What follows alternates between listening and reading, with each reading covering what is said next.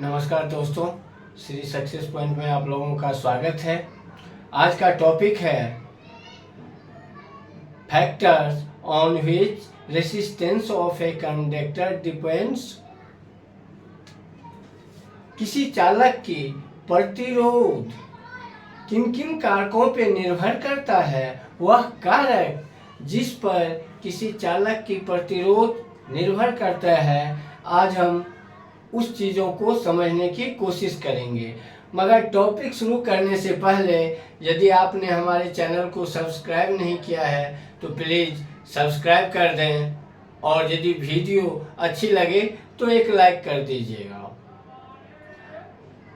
ये Shri success point में 7वीं से लेकर 10वीं तक के साइंस और मैथ के कोचिंग क्लास या स्टडी में मटेरियल के वीडियो अपलोड किए जाते हैं। अब हम चलते हैं अपने टॉपिक पे। Factor on which resistance of a conductor depends. ये टॉपिक 10th क्लास के इलेक्ट्रिसिटी से लिया गया है। इससे इलेक्ट्रिसिटी के से रिलेटेड 3-4 वीडियो हमारे अपलोड हो चुके हैं। Ohm's law, potential and potential difference और इंट्रोडक्शन ऑफ इलेक्ट्रिसिटी। अब नेक्स्ट टॉपिक हमारा यही बनता है। रेसिस्टेंस के बारे में भी हम लोग जान चुके हैं।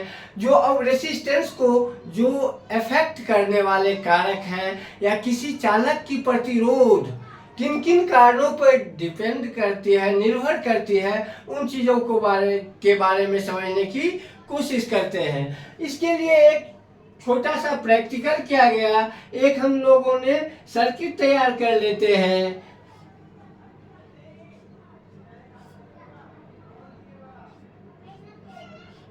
और यहाँ पे अलग अलग तरह के एक रेसिस्टेंस डाल देते हैं और ये की लगा देते हैं।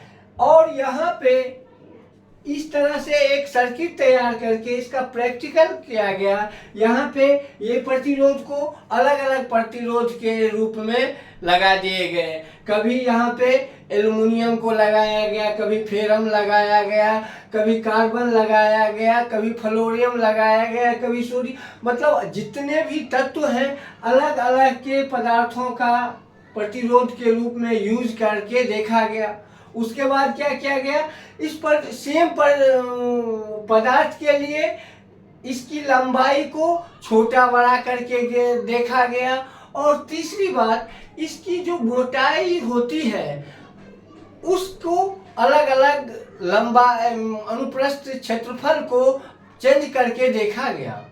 तो बहुत प्रयोग करने के बाद यह निष्कर्ष निकला, जो किसी चालक की प्रतिरोध 3 चीजों पे निर्भर करती है। पहला, चालक की लंबाई पर। दूसरा, चालक की अनुप्रस्थ क्षेत्रफल पर। और तीसरा, ये जो प्रतिरोध जिस पदार्थ के लगे हैं उस पदार्थ की प्रकृति पर। यदि हम इन चीजों को देखें, वह तत्व या वह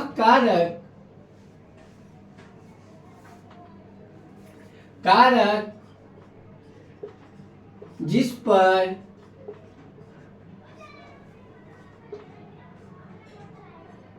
किसी चालक की प्रतिरोध निर्भर करता है।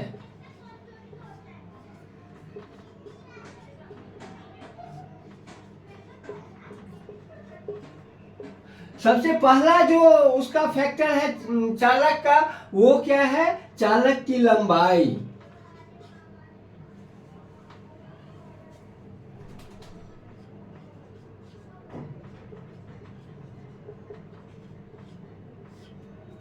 दूसरा चालक की अनुप्रस्थ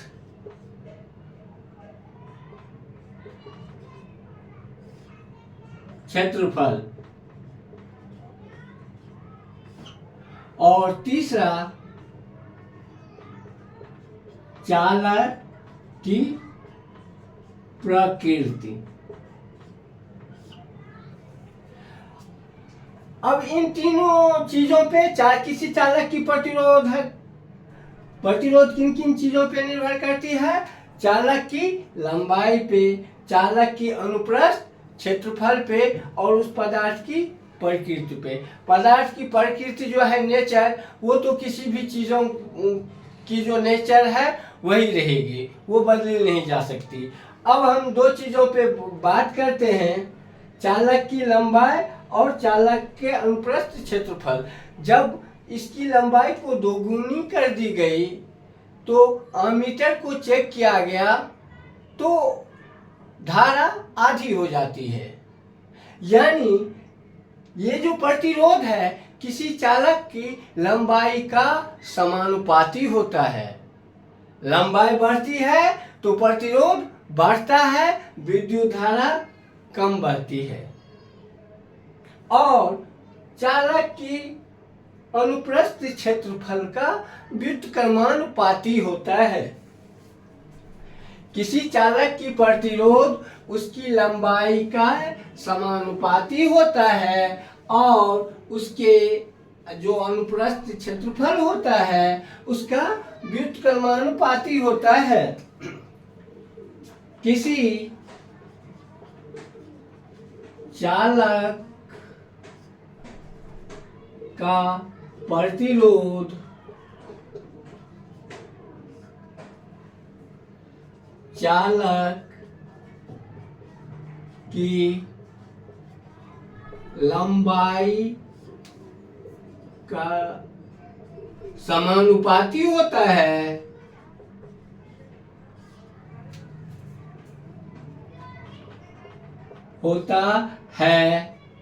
और चालक के अनुप्रस्थ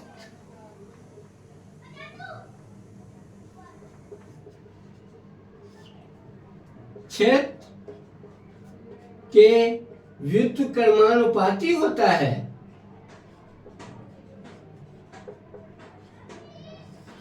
व्युत्क्रमानुपाती होता है।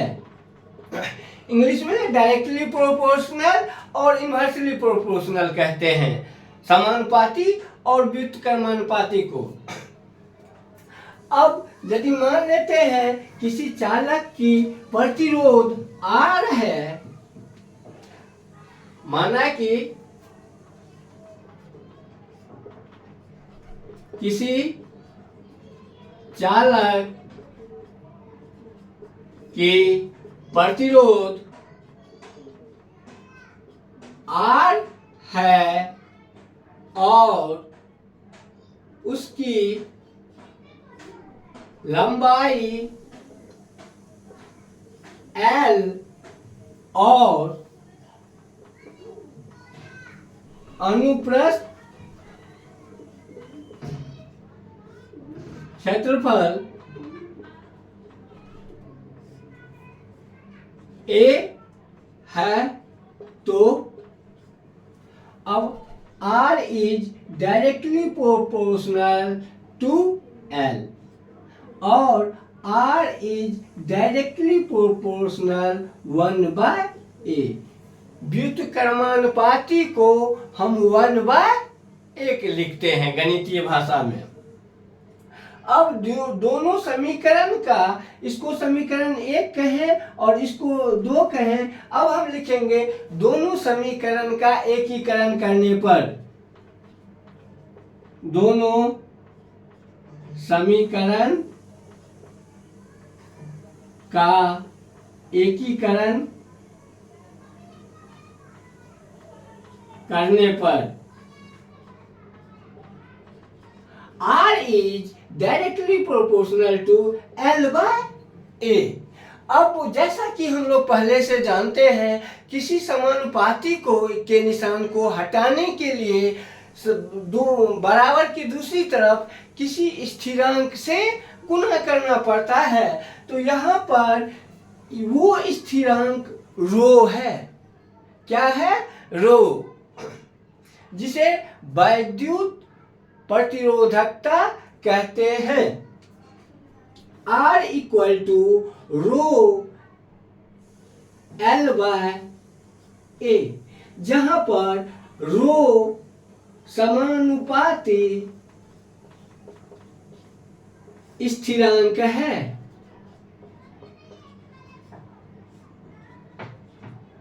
जिसे वैद्युत प्रतिरोधकता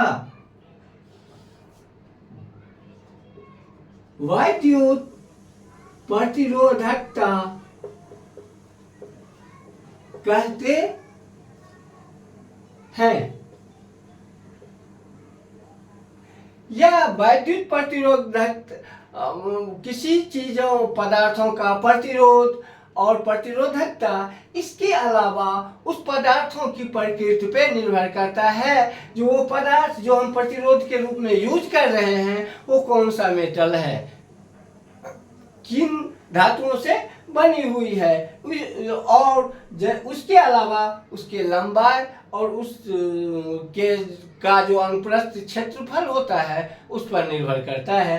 तो किसी प्रतिरोध बराबर फाइनली जो हमने निकाला वो होता है R बराबर रो L बाय A। ये हमारा फाइनल समीकरण का निचोड़ निकला।